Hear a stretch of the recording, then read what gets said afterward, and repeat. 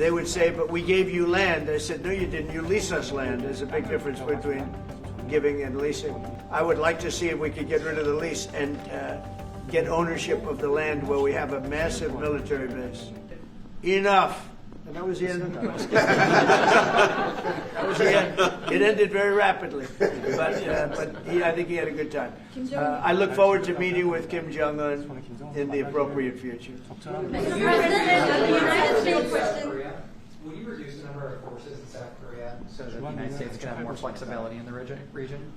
Say it. Would you consider reducing the number of U.S. forces in South Korea so that the United States can have more flexibility Well, I don't want to in the say region? that now because we've been friends and we're friends. And look, we have a lot of people over there. We have over 40,000 troops in South Korea. As you know, South Korea agreed to pay for that during my last term. And then when Biden came in, they complained to Biden that I wasn't a nice person.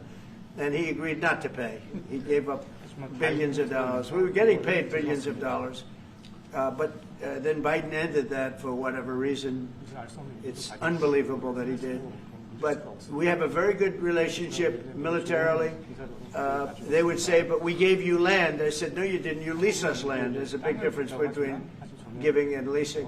And maybe one of the things I'd like to do is ask them to give us ownership of the land where we have the big fort. You know, we spent a lot of money building a fort, and there was a contribution made by South Korea, but I would like to see if we could get rid of the lease and get ownership of the land where we have a massive military base. Okay? Mr. President, how are you? Thank you, Mr. President. How are you planning to make? I also want to ask this question to Mr. President. Who are you with? I'm Song Mi-jin. I'm from South Korea's Arirang TV. Good. Thank you so much. Good. So, as mentioned earlier, United States is South Korea's most important and closest ally. So, in this point of view, I would like to ask you and also President Lee, what do you think are the key ways to make the South Korea-U.S. alliance greater? Well, I think it's great now. I feel very warmly toward South Korea. I will tell you that I have a lot of people in business that I deal with that are from South Korea. They love Trump because they feel I've saved. I think you would have had a nuclear war if I weren't. I think you would have had a nuclear war, North Korea and South Korea. I think it would have been a disaster. You're only 60 miles away from Seoul. They don't even need nuclear. They have their cannons, you know, howitzers, and they have them buried in the mountain. You know what I'm talking about. And I think you would have had, if I didn't win that election, if Hillary Clinton, crooked Hillary, won that election, I think you would have had a nuclear war.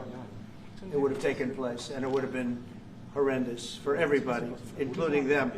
It would have been very bad for them because we would have had to enter the picture, and we are the most powerful nuclear country in the world by far. Russia's second, China's third. China's going to catch eventually, 5 or 6 years. They're working to catch. One of the things we're trying to do with Russia and with China is denuclearization. And it's very important. One of the things I discussed with President Putin the other day, it wasn't just that, it was also other things. And I think the denuclearization is it's a big aim. But Russia's willing to do it, and I think China's going to be willing to do it too. We can't let nuclear weapons proliferate. We have to stop nuclear weapons. The power is too great. Okay? Thank you. Mr. President, I'd like to ask you further question about South Korea and U.S. alliance. I'm Anna from the Korea Times. Good. And I'd like to ask you about the trade deal that's on the table. Yeah.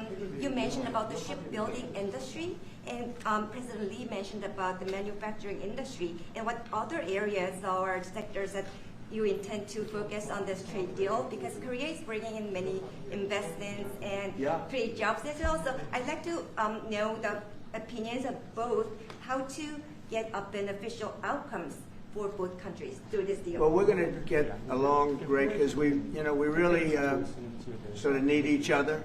We love what they do. We love their product. We love their ships. We love a lot of the things that they make.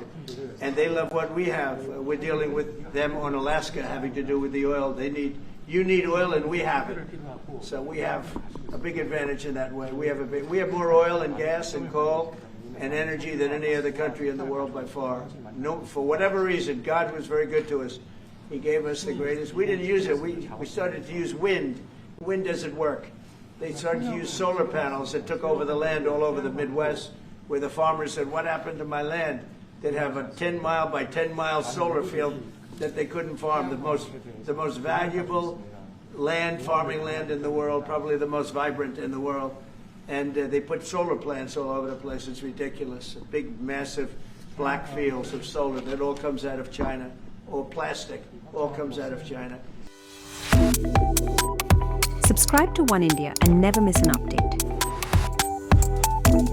Download the Oneindia app now.